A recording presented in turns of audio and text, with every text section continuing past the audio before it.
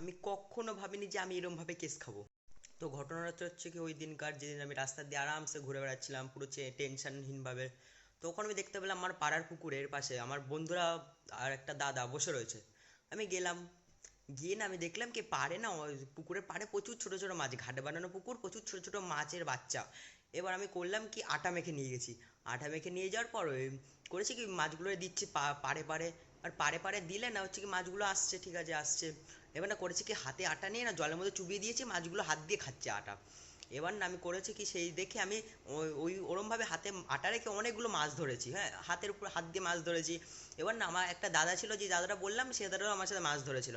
আর মাছ ধরার পর না আমাদের দুজনের মধ্যে ভাগ হচ্ছে মাছের ভাগ হচ্ছে কে কটা নেবে।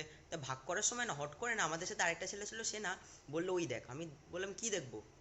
তা আমি পিছনে তাকাই দেখি পুকুরের মালিক আমাদের দিকে তাকায় রয়েছে। সেবার ভাগ করছি তার আগে দিয়ে আমাদের দিকে তাকায় রয়েছে। তারপর একটা বিশাল ধাওয়া দিল। তারপরে তারপরে আমরা চলে আসলাম ধাওয়া খেয়ে টেয়ে। ভাবতেও পারবে না এমন এমন ভিডিও ভবিষ্যতে আসতে চলেছে, এই জন্য সাবস্ক্রাইব করো এক্ষুনি।